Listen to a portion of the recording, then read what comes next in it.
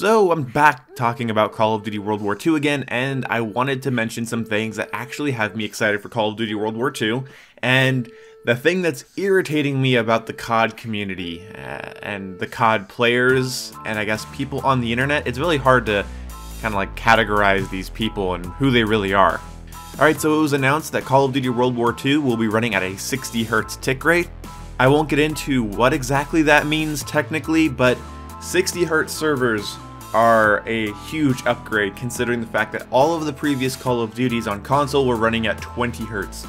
So look into that, watch videos on it if you don't understand what that means, but we are getting a pretty massive server update for Call of Duty World War II. The game should be a lot smoother, a lot more consistent, and to me that's something to be excited about. Even if Call of Duty World War II fails to please me from a progression standpoint or a replayability standpoint, I at least want people to die more consistently, and I at least want to have a little bit less bullshit in my Call of Duty experience, and better servers will go a long way towards that.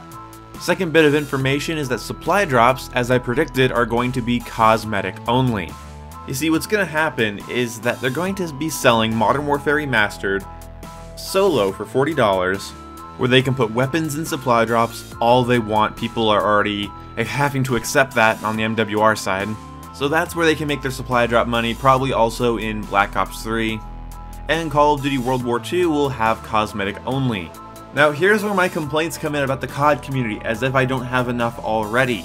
The amount of pessimism in this community is insane. It's not toxicity, it's not self-loathing, it's just paranoia. Now arguably, if something happens to a player base and then they fear it, that's not really paranoia. But when it becomes paranoia is when the company speaks out, the development team speaks out, saying, we're not doing the thing you don't like, and everyone goes, well, you're lying, I can't wait for you to go back on your promise. I cannot find evidence, real, substantial evidence of Treyarch or anybody at Treyarch saying that the supply drops would be cosmetic only. No videos, no screenshots of tweets. And then with Sledgehammer, they never said supply drops wouldn't be monetized. A YouTuber, I think maybe it was Drifter or T Martin, that said that they said they had no plans to monetize them.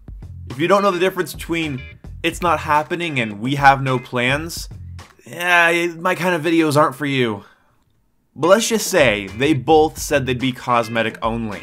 Let's just say Sledgehammer and Treyarch put official statements out saying these supply drops would not have any things that would change stats or would ever be monetized. Let's just say that.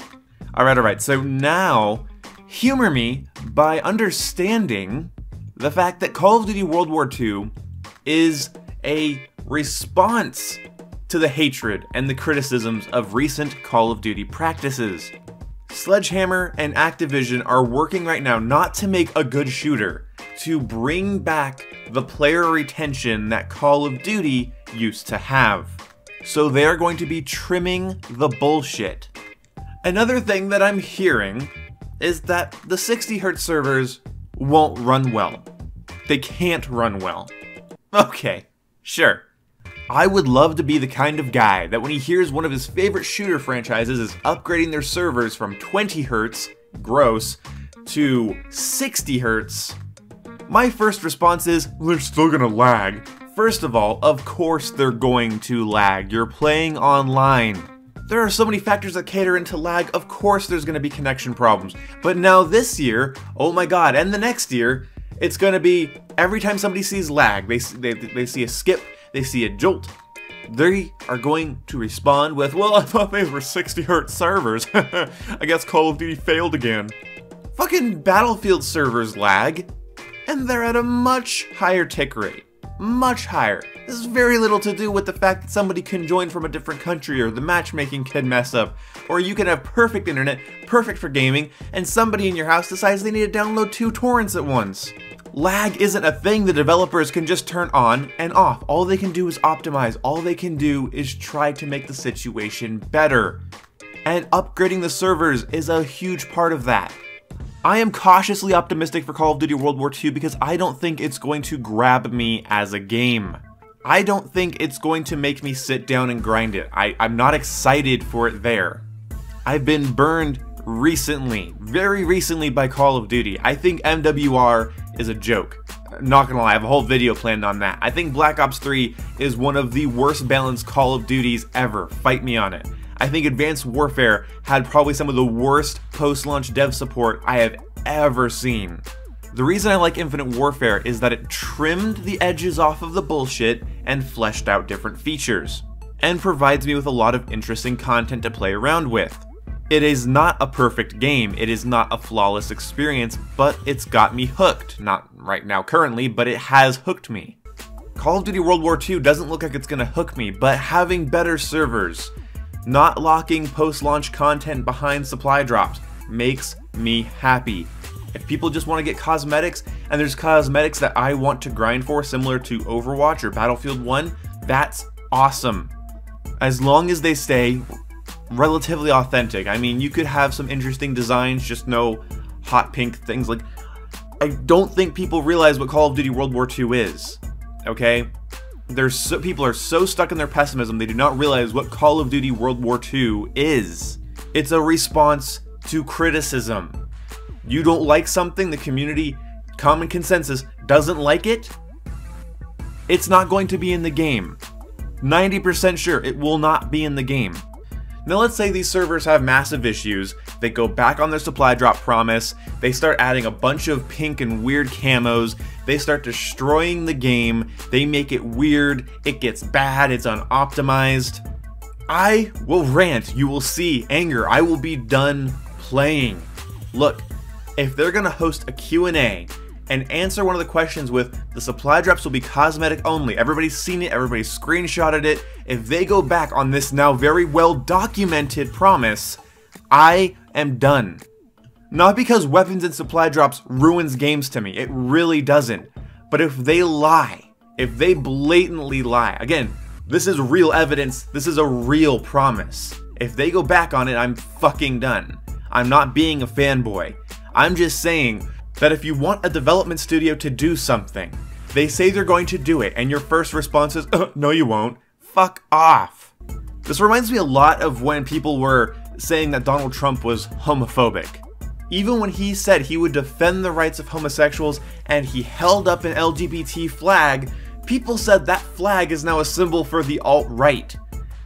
Even if he says he's gonna defend your rights and that he is with you, he still isn't. What the fuck does he have to do then? Create a pay increase for homosexuals? The fuck? If you want a company to do something and they say they're going to do it, say thank you and you hope for the best. You document what they say, they go back on it, they lose you as a customer. Think of every product, brand, developer, every politician, every actor as competing for your attention. You get to be snooty with this. You get to be overly critical when these things are competing for your attention and your money and your time. So, if Call of Duty World War II stabs you in the back, then it will have lost your business, or at least it should. And again, this isn't because servers running at 20 Hertz is unplayable. Obviously, we've been doing it for years. It's not like, even if the servers were not really 60 Hertz, the game would be broken. It's not like guns and supply drops breaks games. It doesn't break games. It doesn't ruin games. Supply drops are not an inherent detriment to gameplay. But the point is, if they lie to us, then yeah, we should be pissed. But going into the game, just counting down the days and counting all the errors that are in the game and being like, well, I thought they were going to make a good game. Oh, there's lag. Where's the 60 Hertz servers? Oh, I'm just waiting for them to add weapons to the supply drops. Where's my pink camo? Where's my dabbing Nazis? I know it's going to happen. That fucking attitude is toxic. That's actually toxic. And this has kind of become a rant here at the end, because I'm realizing as I'm saying this out loud, just how ridiculous this is. If they have well-documented promises and they go back on them and they lie about them, that's not going to be bad for us. That's going to be bad for them. We're gonna hit them in their wallets. They cost us each $60 to $100 a year. Altogether, we can cost them millions of dollars. So I hope you guys enjoyed this video. I hope you guys look at things a little bit differently. And I'm sure I'm gonna get some comments saying, You're all correct, but I'm not playing it because there's women and it's social justice warrior World War II, and I'm not playing it. It's character customization in a World War II game. Is it authentic? Fuck no. Is it a video game? Fuck yes. If the campaign had no swastikas and you played as a female soldier, I would maybe see where people are coming from, but this is not the case. It's all based in reality. Even the female soldier you do play as is a French resistance soldier that actually existed. So if you stayed to this point in the video and you're about to leave well, it's SJW warfare, your comment's gonna get removed. I'm so sick of SJWs, and I'm way more sick of SJW paranoia.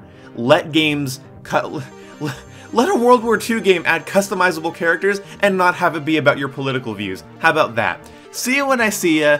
Hope you enjoy World War II. I hope I enjoy World War II. I hope it's a good game. I hope it's a fun shooter. There's a lot of shooters competing for my attention right now, and it's gonna be really hard for a World War II arena shooter to fucking take the cake. See you when I see ya. Goodbye.